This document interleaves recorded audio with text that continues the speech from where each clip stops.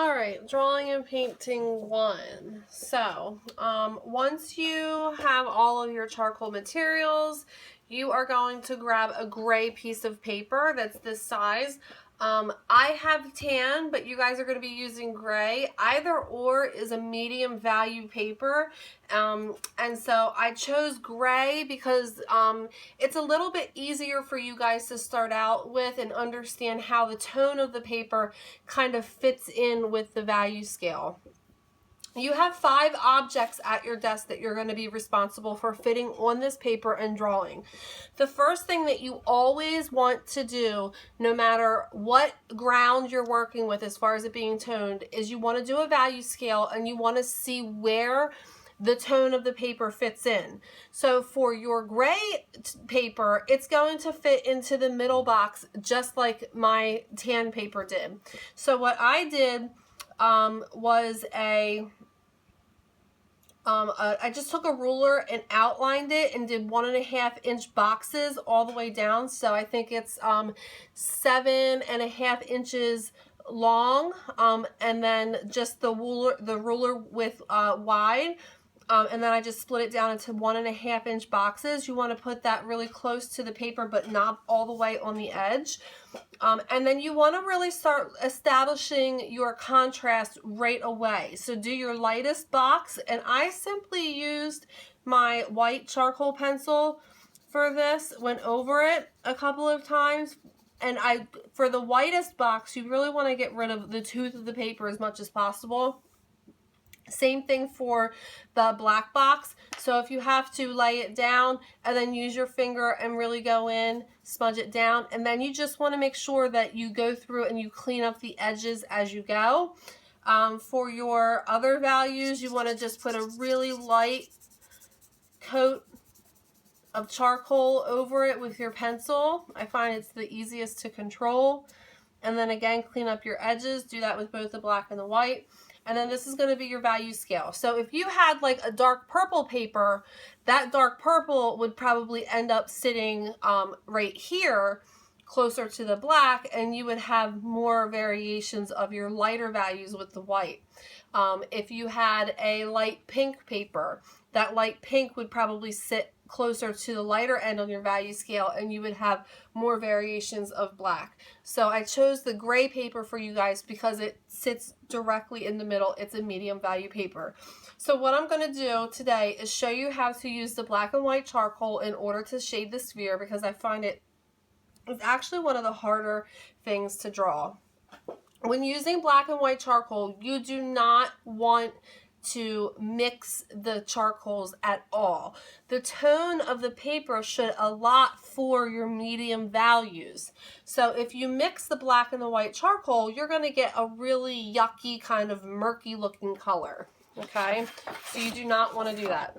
So I'm going to go ahead and get started. What I did for my circle is I actually just traced a tape. You're more than welcome to do that. Make it easier on yourself. I went ahead and drew each object that I had to draw in pencil first, and then what I'm going to do is I'm going to lighten up the pencil lines from each with my kneaded eraser, because remember, we're trying to get rid of the pencil lines, turn those real lines into implied lines, so I want those pencil lines to be super light as I work.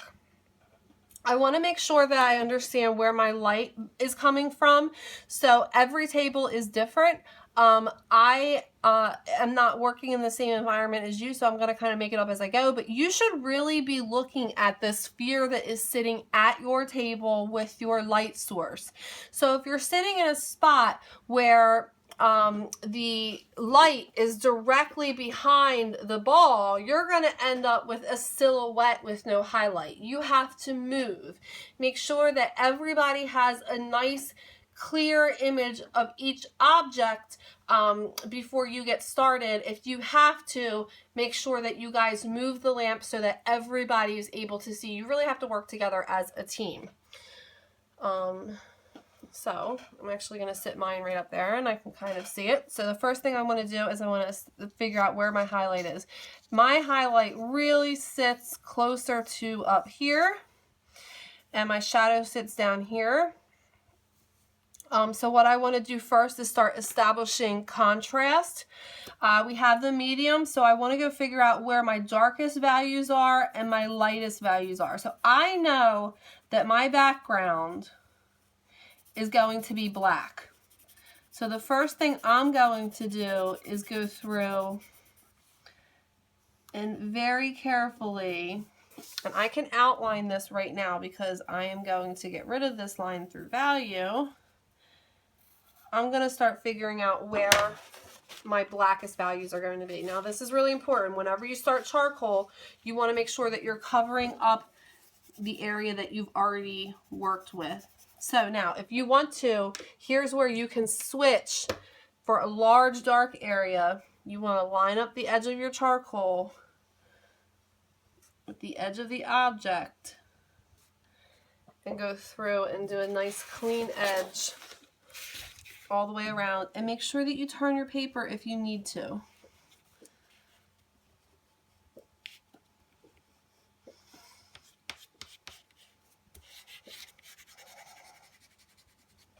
All right, so I have my darkest values done. Now I want to go through and I want to start to figure out where my darker values are for the bottom of the sphere. So I know that, remember, we're trying to get rid of all these lines. I know that my shadow sits right under here. So I'm going to start putting that down. And remember, the difference between the edge of a shadow and the edge of an object is a shadow has a nice soft edge and the object has a nice hard clean edge. So I'm actually going to leave the table the tone of the paper, which is fine. It's going to be my medium tone. And I'm just going to soften the edge of this. So sometimes what I do is I kind of pull up and feather up, and then I just want to make sure that I go through and I really clean as I go. You have to make sure that you're cleaning and keeping everything nice and tight as you go as far as the edges. So the next thing I want to do is I want to start figuring out where my lightest values are. So I know that up here is going to be my super bright highlight, right? And so remember, we want to reach all of these values in the value scale. So I'm going to go through and put my highlight down right here. And I have a really long pencil point and I'm laying it all the way down and I'm working in circles just like you did with the 6B pencil, right? Kind of following the contour. If you want, you can try to go in and just, we know that this is the brightest spot, so we want to get rid of the tooth of the paper. Just want to make sure that all of that tooth is covered. And then from there, we're going to slowly start branching that back out. Now, I know that this is super bright over here, so very carefully, I'm going to have this lighter value just touch the edge of the sphere, but I cannot have it mix or pull in that black charcoal. So you just want to be very, very careful with that. As it comes down, I want to start to think about where does it stop and where does it kind of blend into the tone of the paper. So I'm going to say right about there, all the way around.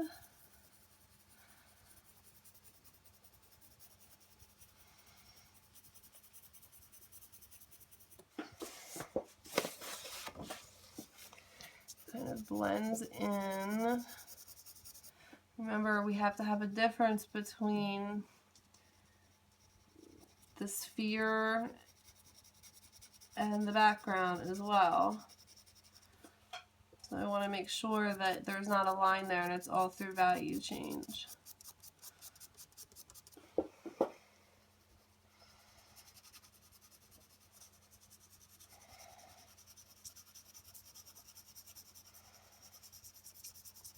So really tiny circles. I'm working. Now I'm going to switch over and I'm going to start to look at the black value of the sphere. Now I know that there's a little bit of reflective light that sits right here. Usually look for it because you're drawing from observations, so you should really see that. So what happens is the light bounces off the table and you end up getting a slightly brighter value right between the shadow and the darkest value of the sphere. Kind of depends on where you sit. Now I'm going to start building up my darker values right in here. You know that it gets pretty dark right here.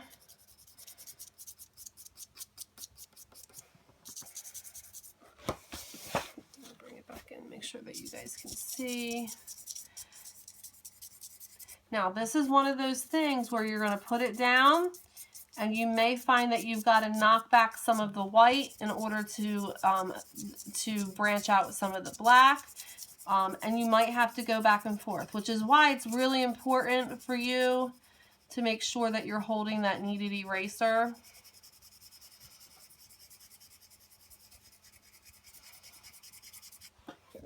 Because what we might find is that we've got to pull back some of the white in order to allow the black to kind of come up and radiate in very evenly. Alright, so don't think that you're done. You really have to work back and forth as you go. So what I'm doing is kind of like feathering. As you build your fine motor skills, you'll be able to kind of push down hard and then come up at the last minute, and that kind of works as well.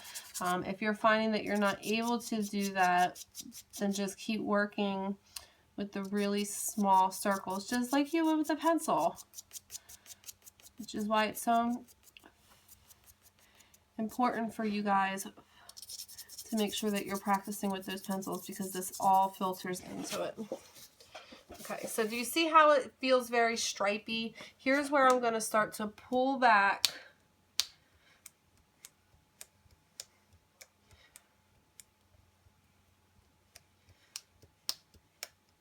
all of it. So I want the tan of the paper to show through. And then from there, let's just follow the contour a little bit more.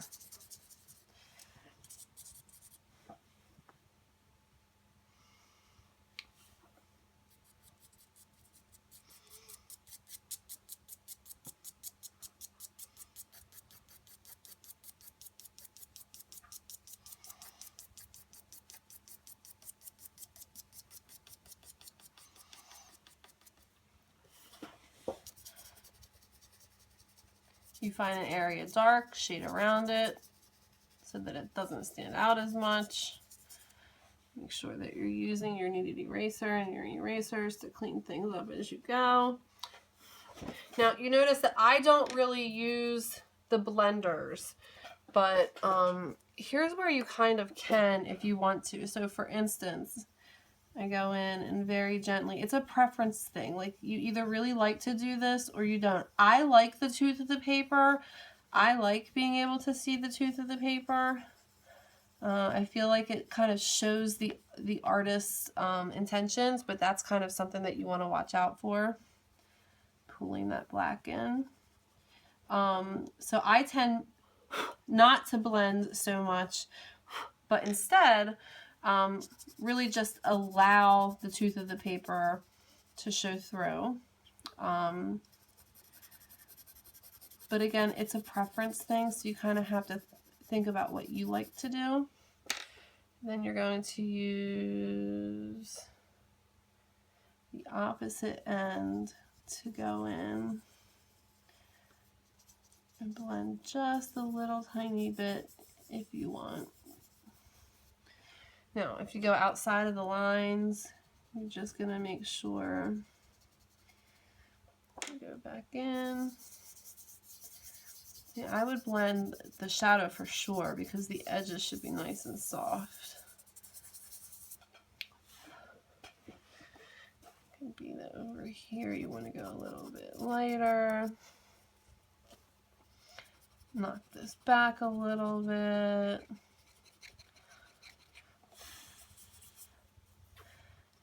And back here, you can go a little bit lighter if you want. Totally up to you. You find that there's a big area that kind of looks the same value, especially after you kind of like smudge or do something like that. Remember, you can always pull that kneaded eraser in. Just make sure that you're not getting the black charcoal in areas. And sometimes you can even use your kneaded eraser as a blending tool as well.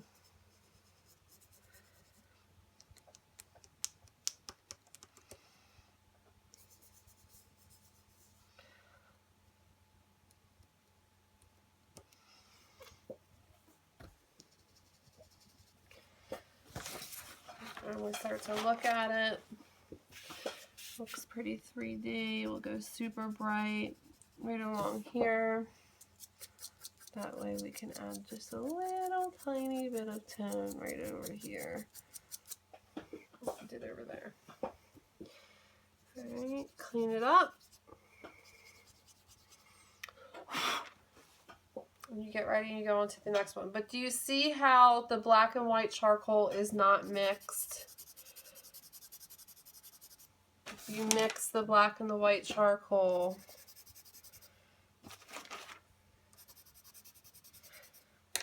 you're going to end up getting this really kind of yucky gray color, and you don't want that. Everything should be nice and pristine. You should be seeing that gray or that tan or whatever color you choose right in between there.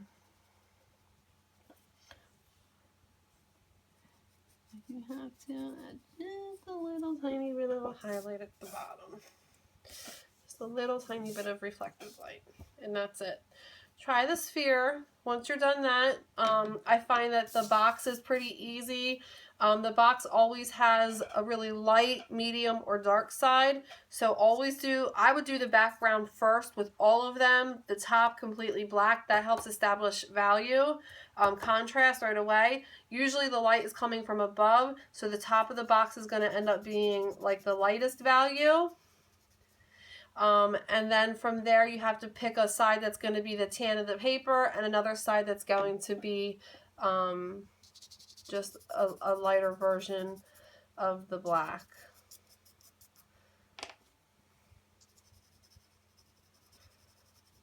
And then the tan of the paper. And remember, you want to get rid of every single one of these lines.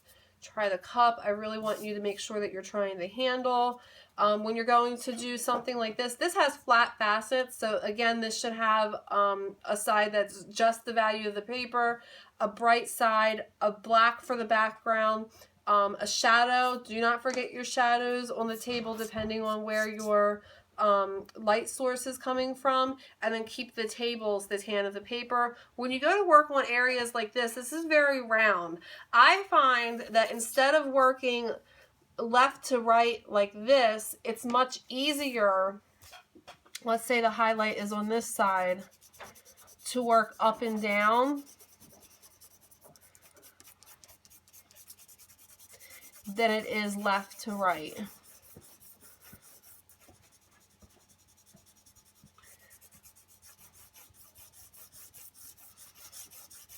You can even go outside, and then you just want to make sure that you clean it up. Over here is going to be slightly dark, because remember, you're going to have the black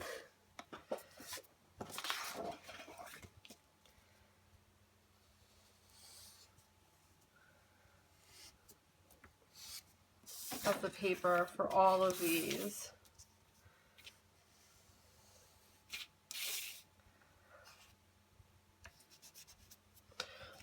For the background. So you just want to make sure that you don't go too dark with this side, which is important. The reason why it's so important for you to go in and do the background first. That establishes your contrast. Now you can go a little bit darker down here if you want. And you just keep shading. If this is your bright side, your shadow should fall somewhere over here, which means you're going to help get rid of this line through shading or shadow. Right down here.